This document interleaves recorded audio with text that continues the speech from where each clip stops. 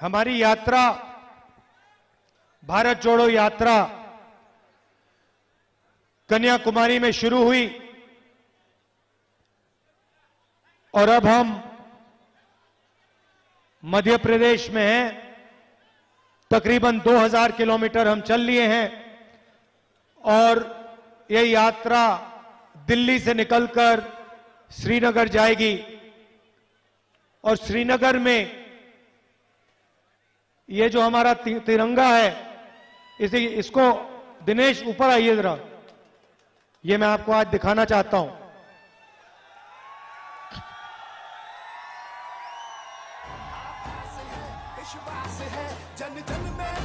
ये जो हमारा तिरंगा है, इसको हम श्रीनगर में लहराएंगे।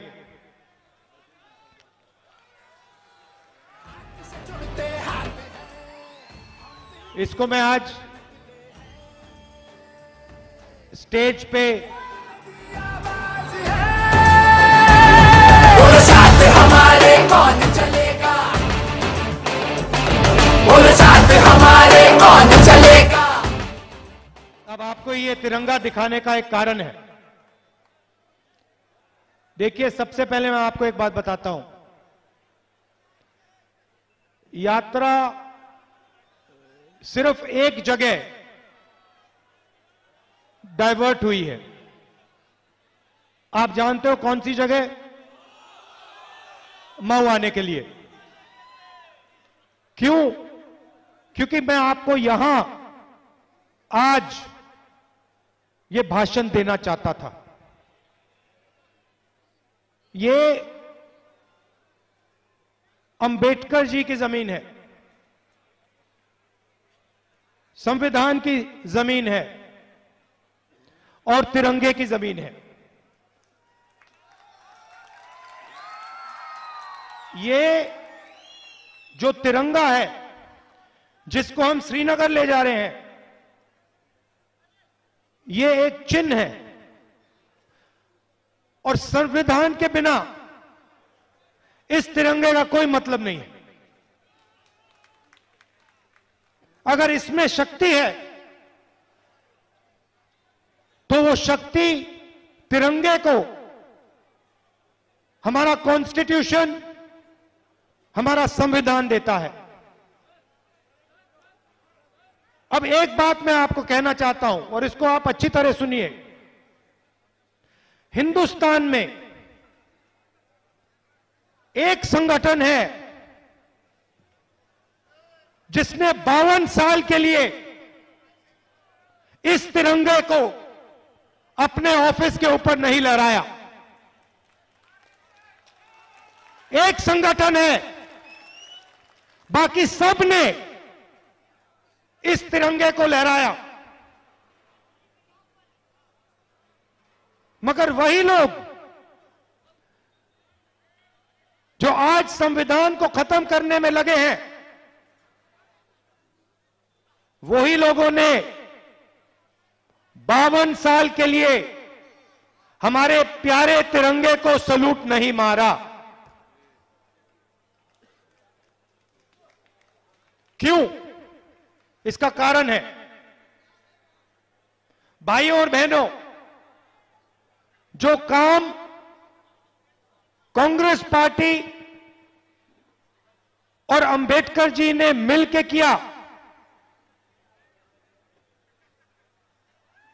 महात्मा गांधी, जवाहरलाल नेहरू, सरदार पटेल, आजाद जी, उसमें अंबेडकर जी, सुभाष चंद्र बोस जी, बहुत सारे वीरों ने अपनी पूरी जिंदगी देकर, अपना खून पसीना देकर, मिलकर इस देश को संविधान दिया।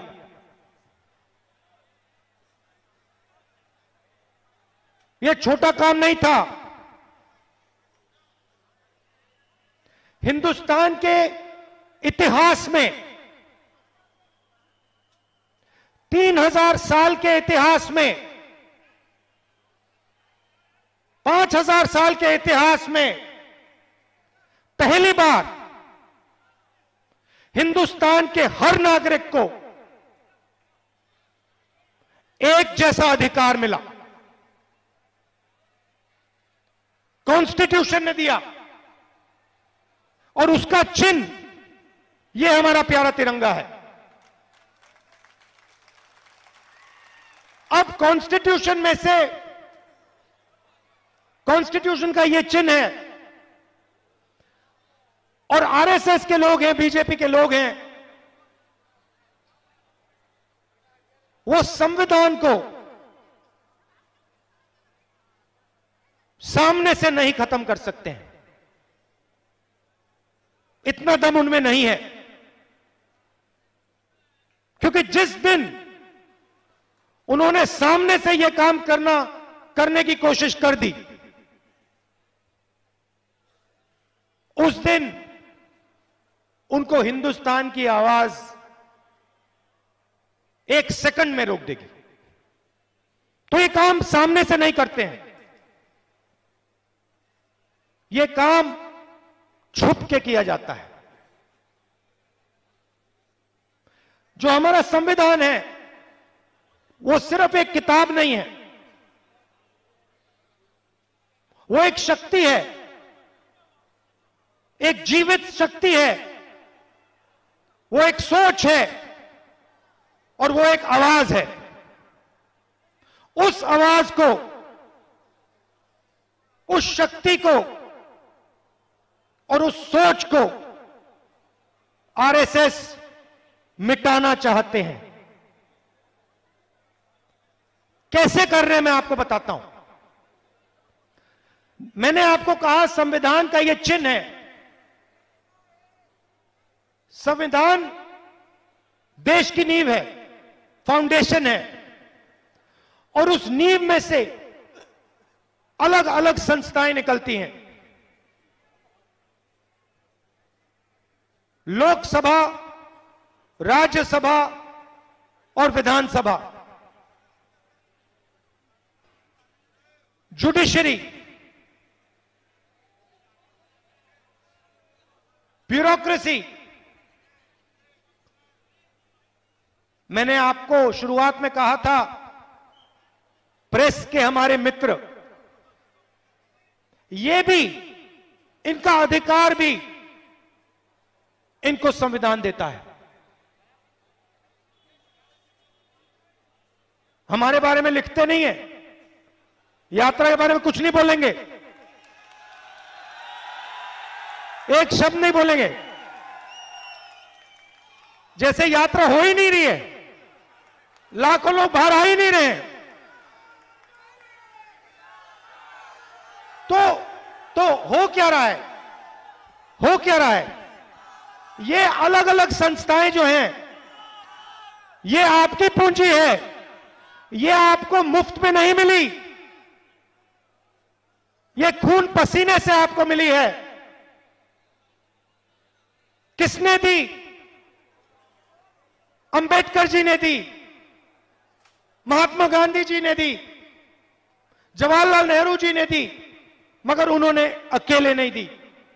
उनके साथ लाखों लोग खड़े हुए, करोड़ों लोग खड़े हुए, और उन्होंने ये मिलकर इस देश को पूंजी दी है। अब आरएसएस क्या कर रहा है? आरएसएस एक के बाद एक अपने लोगों को इन संस्थाओं के अंदर डाल रहा है। जुडिशरी में, प्रेस में, सेना में, हर संस्था में आरएसएस अपने लोगों को डाल रहा है। भाइयों और बहनों, लक्ष्य एक है, संविधान को खत्म करना, उस जीवित आवाज का गला घोटना, यह काम आरएसएस कर रही है और यह काम कांग्रेस पार्टी और हिंदुस्तान की जनता उनको कभी नहीं करने देगी, कभी नहीं करने देंगे।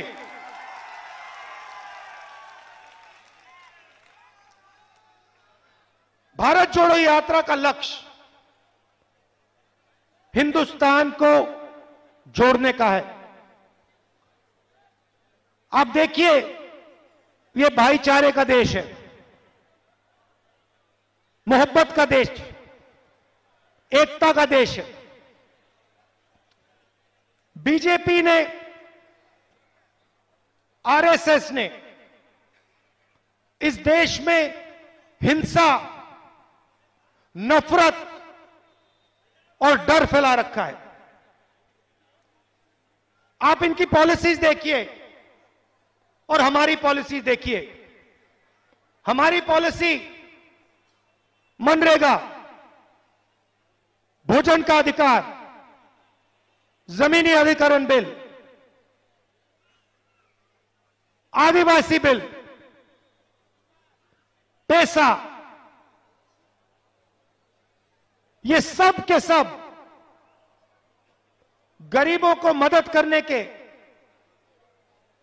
और देश में भाईचारा और शांति लाने के प्रोग्राम हैं। कमजोर लोगों की मदद करने के प्रोग्राम हैं। अब आप बीजेपी के प्रोग्राम देखिए और मैं आपसे पूछता हूं, इस भीड़ में कोई एक व्यक्ति है जिसको नोटबंदी से फायदा हुआ होगा? एक है यहां पे, एक यहां पे व्यक्ति है जिसको जीएसटी 5 अलग अलग टैक्स से फायदा हुआ होगा? एक व्यक्ति यहां है जिसको हिंदुस्तान में जो प्राइवेटाइजेशन किया जा रहा है, जो पब्लिक सेक्टर को बीजेपी के 2-3 मित्रों को दिया जा रहा है, उससे एक व्यक्ति है जिसको फायदा हो रहा है?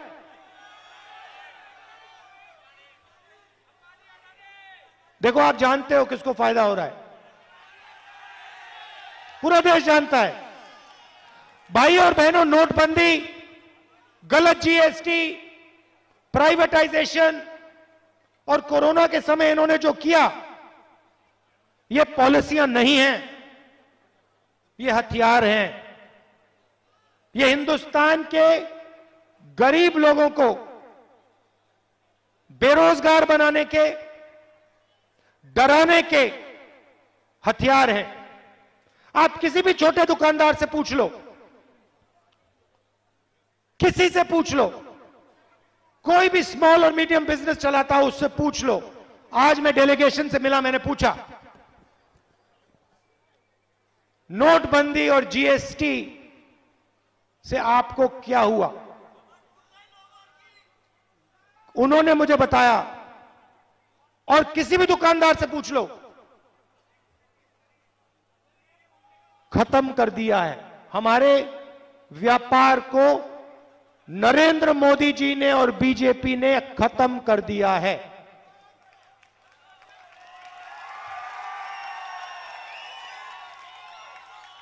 मैंने पूछा, आज मैंने पूछा भाइयों बताओ एक बात, ये जो जीएसटी है, ये जो नोटबंदी है, इसके पीछे किसकी शक्ति है? मैंने पूछा, क्या हिंदुस्तान में जो लाखों छोटे व्यापारी हैं, किसान हैं, मजदूर हैं, बेरोजगार युवा हैं, क्या इनकी शक्ति जीएसटी और नोटबंदी के पीछे है? कहते नहीं।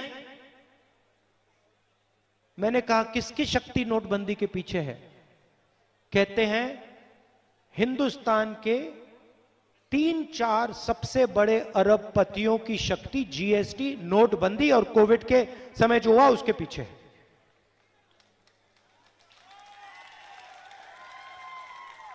भाइयों और बहनों, बात पहचानिए, आपको भूखा मारा जा रहा है,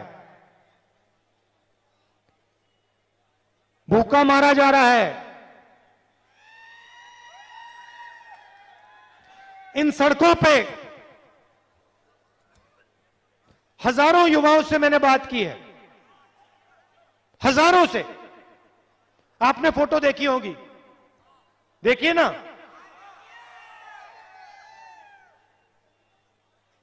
सीधा मैं सवाल पूछता हूं, क्या पढ़े हो?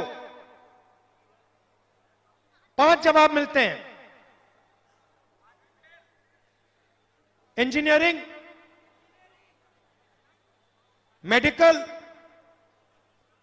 आईएएस, या फिर मैं सेना में जाना चाहता हूं, पुलिस में जाना चाहता हूं, या फिर मैं सॉफ्टवेयर इंजीनियरिंग करना चाहता हूं। ये 5-6 चीजें युवा कहते। फिर मैं पूछता हूं, भैया एक बात बताओ, आप डॉक्टर बनना चाहते हो, माता पिता ने आपकी शिक्षा के लिए कितने रुपए दिए? मैं अरबपतियों से नहीं पूछ रहा हूं, मैं किसान के बच्चों से, छोटे दुकानदार के बेटों से, बेटियों से, कभी कभी जो मजदूरी करते हैं उनके बच्चों से पूछ रहा हूं। कहते हैं लाखों रुपए, हजारों रुपए हमने शिक्षा के लिए दिए, इंजीनियर बनने के लिए दिए। अच्छा भैया, आपके माता पिता ने लाखों रुपए दिए, आज क्या करते हो? क्या करते हैं? मजदूरी करते हैं। हिंदुस्तान, नरेंद्र मोदी जी के हिंदुस्तान में इंजीनियरिंग पढ़ो, मजदूर बनो, एमबीबीएस करो, मजदूर बनो, सॉफ्टवेयर इंजीनियरिंग सीखो, मजदूर बनो।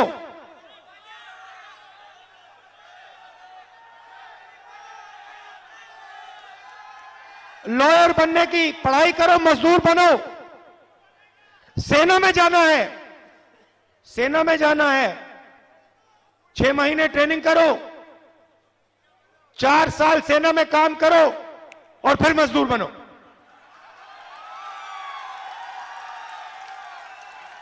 और ये जो अरबपति है, जो भी सपना देखना है देख सकते हैं, जो भी देखना है देख सकते हैं, जो भी मन में आए। उनको टेलीकॉम्स का बिजनेस चाहिए वो मिल जाएगा, पोर्ट चाहिए वो मिल जाएगा, एयरपोर्ट चाहिए वो मिल जाएगा, सड़क का बिजनेस चाहिए वो मिल जाएगा, अस्पताल चलाना है वो मिल जाएगा, जो भी इनको चाहिए मिल जाएगा। मगर हिंदुस्तान के युवाओं को रोजगार नहीं मिल सकता। नरेंद्र मोदी जी ने झूठ बोला था, कहा था भाइयों और बहनों पकौड़े बनाओ, वो भी सच नहीं था। सच्चाई है भाइयों और बहनों, मजदूरी करो। स्टार्टअप का मतलब स्टार्टअप करो, मजदूरी करना। रीढ़ की हड्डी जो होती है, रोजगार देने की रीढ़ की हड्डी जो होती है, उसको तोड़ दिया है। रोजगार कौन देता है? रोजगार छोटे व्यापारी देते हैं, स्मॉल मीडियम बिजनेस देते हैं, किसान देते हैं, दुकानदार देते हैं। ये जो अरबपति हैं, ये देश को रोजगार नहीं देते हैं। 10,000, 50,000, 1 लाख लोगों को ज्यादा से ज्यादा ये रोजगार दे पाते हैं। रोजगार देश को छोटे बिजनेस वाले लोग देते हैं, उनको खत्म कर दिया है। नोटबंदी, जीएसटी, कोविड के समय खत्म कर दिया। तो रीढ़ की हड्डी जो थी, जो इस देश को रोजगार देती थी, उसको तोड़ा दिया, खत्म कर दिया। यह सच्चाई है। अच्छा, एक तरफ बेरोजगारी, दूसरी तरफ नफरत और हिंसा, डर। और मुझे हमारी माताएं बहनें दिख रही हैं, महंगाई देखो, महंगाई बोला, क्या बोला आपने? बहुत ज्यादा। भैया बहुत ज्यादा जो आपने बोला, यूपीए के समय 400 रुपए का सिलेंडर होता था, आजकल कितने का है? 60 रुपए का पेट्रोल था, आजकल कितने का है? 55 रुपए का डीजल था, आजकल कितने का है? तो ये हो क्यों रहा है? ये हो क्यों रहा है मैं आपको बताता हूं। किसान को बीमा नहीं मिलेगा, किसान का कर्जा माफ नहीं होगा, किसान को सही रेट नहीं मिलेगा, युवाओं को रोजगार नहीं मिलेगा। ये हो क्यों रहा है मैं आपको बताता हूं। क्योंकि बीजेपी के लोग डर फैलाना चाहते हैं, क्योंकि वो जानते हैं अगर हिंदुस्तान की जनता, हिंदुस्तान के किसान के दिल में, युवा के दिल में, मजदूर के दिल में डर होगा तो बीजेपी उस डर को नफरत में बदल सकती है।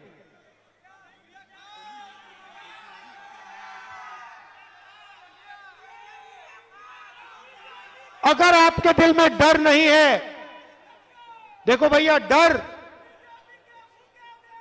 नफरत और हिंसा डर का रूप होता है। नफरत जैसी कोई चीज नहीं होती है। नफरत डर का रूप होता है। जिसके दिल में डर होता है उसके दिल में नफरत पैदा होती है और वो हिंसा करता है। जिसके दिल में डर नहीं होता है उसके दिल में नफरत पैदा हो ही नहीं सकती और वो नफरत कभी कर ही नहीं सकता। मैं आपको अपना उदाहरण देता हूं। मेरी दादी को 32 गोली लगी थी। 32। मेरे पिता को बम से मारा गया। मेरे खिलाफ हिंसा की गई, भयंकर हिंसा। दादी को मार दिया, पिता को मार दिया। मगर जिस दिन मेरे दिल से डर मिट गया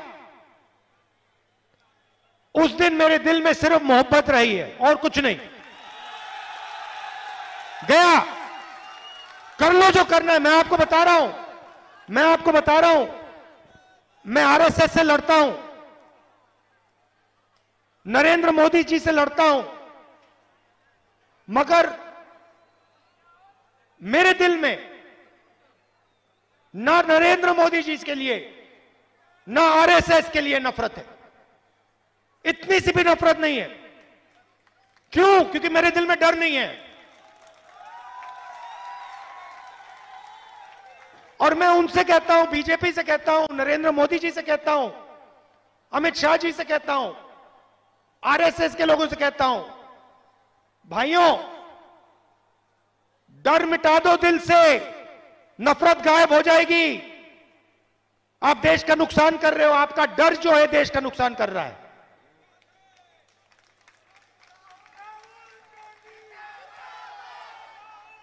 तो इस यात्रा का मैसेज ये है, और ये हमारे जो बब्बर शेर आए हैं, बब्बर शेर किसी से डरता नहीं है। और ये देश जो है शेरों का देश है, शेरनियों का देश है। किसी से डरने की कोई जरूरत नहीं है। मोहब्बत करने वाले कभी नहीं डरते। और सुन लो, डरने वाले कभी मोहब्बत नहीं करते। यह है उनमें और हम में फर्क। हम डरते नहीं, मोहब्बत करते हैं।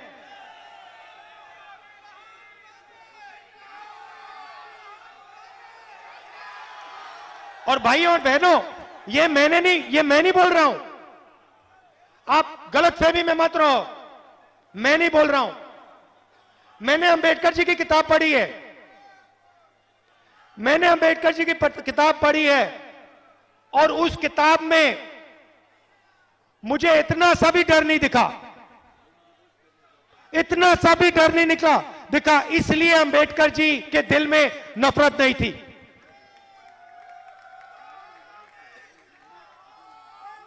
तो ये देश और इस देश के सब धर्म सारे के सारे धर्म सिर्फ एक बात सिखाते हैं, डरो मत। और अगर डरोगे नहीं तो दिल में नफरत कभी पैदा नहीं हो सकती। ये सारे के सारे धर्म ये कहते हैं। और यही महात्मा गांधी जी ने, अंबेडकर जी ने, नेहरू जी ने, सरदार पटेल जी ने, आजाद जी ने सिखाया है। और उससे पहले हमारे जो महापुरुष हैं उन्होंने सिखाया है। ये आपका डीएनए है भाइयों और बहनों, और यही यात्रा का मैसेज है।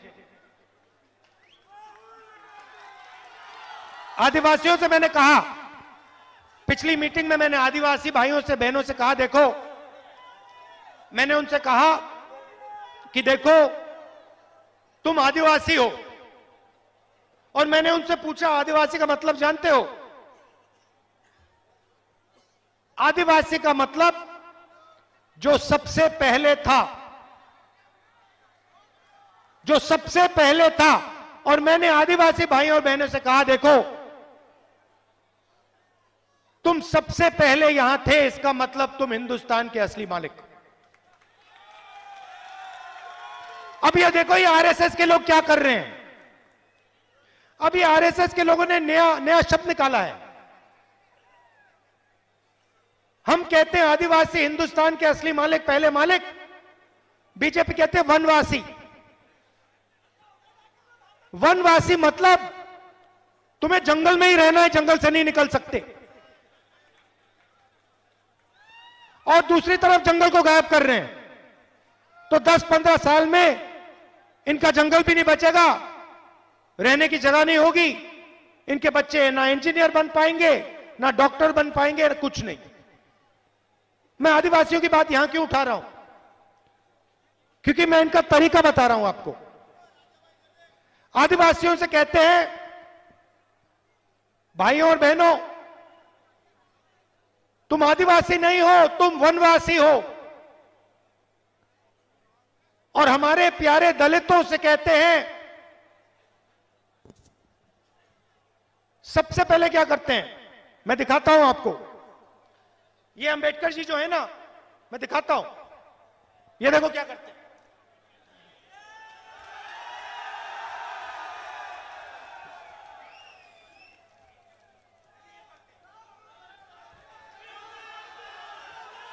पहले ये करते हैं, अंबेडकर जी के सामने जाकर हाथ जोड़ते हैं। और फिर जिस काम को करने के लिए बाबा साहेब जी ने अपनी जिंदगी दी,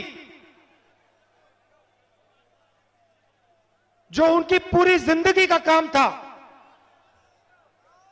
संविधान, उसको खत्म करने का काम करते हैं, उसको फाड़ने का काम करते हैं। एक तरफ हाथ जोड़ेंगे और दूसरी तरफ पीछे तो चाकू मारेंगे। ये इनका तरीका है। ये अंबेडकर जी का सामने से अपमान कभी नहीं कर पाएंगे, मगर जो इन्होंने अपनी पूरी जिंदगी दी, सामने से हाथ जोड़ेंगे और पीछे से इनका जो काम है उसको रद्द करेंगे। वही चीज गांधी जी से के साथ करते हैं। भाइयों और बहनों, एक बात बताओ, गांधी जी ने इस देश को क्या बोला? दो चीजें बोली थी, डरो मत और हिंसा मत करो। सही बात, डरो मत और हिंसा मत करो।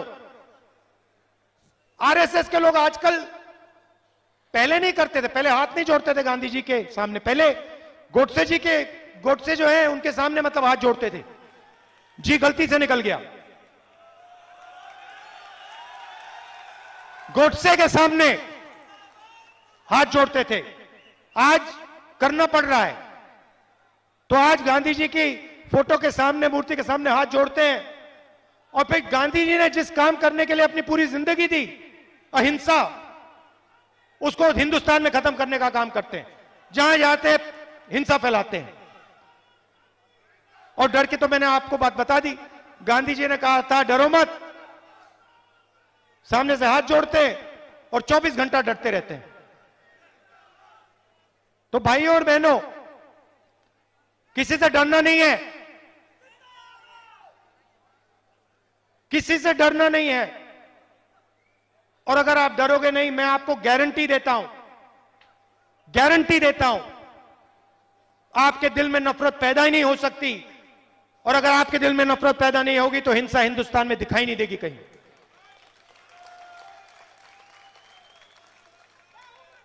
आपने हमारा यात्रा में, मैं आपको बता भी नहीं सकता, 2000 किलोमीटर हम सब चले हैं। मेरे चेहरे पे थकान दिख रही है आपको? 9 बज गए, 5:15 पे मैं उठाऊं, 6 बजे से पैदल चल रहा हूं। ये, और मैं अकेला नहीं, ये सब हैं कांग्रेस पार्टी के शेर और शेरनियां, ये सब चले हैं। इनके चेहरों पे थकान दिख रही है क्या? देखिए कमलनाथ जी का चेहरा देखिए, देखिए कोई थकान नहीं। तो थकान नहीं है, क्यों? क्योंकि आपने प्यार दिया है, आपने अपनी शक्ति इस यात्रा को दी है, मोहब्बत दी है। और सिर्फ आपने नहीं, हमारे साथ लाखों लोग चले हैं, मगर करोड़ों लोगों ने टीवी पे इस यात्रा को देखा है।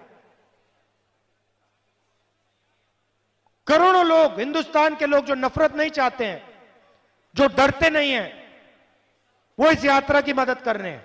आज छोटा सा बच्चा आया मेरे पास, इतना बड़ा, पिगी बैंक में पैसा लाया था महीनों से, 2 महीने। उसने मुझे कहा 2 महीनों से मैं इसमें पैसा डाल रहा हूं। मैंने कहा क्यों? कहता है भारत जोड़ो यात्रा के लिए डाल रहा हूं। अभी ताली मत बजाओ। मैंने पूछा क्यों? कहता है नफरत और हिंसा के खिलाफ मैंने पैसा दिया है। 6 साल का बच्चा।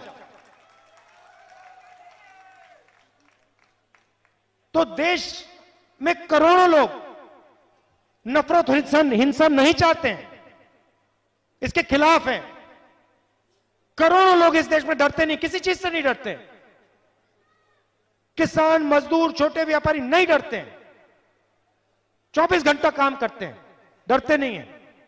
डरना नहीं चाहिए। आप हिंदुस्तानी हो, ये आपका तिरंगा है, कोई डरने की जरूरत नहीं है।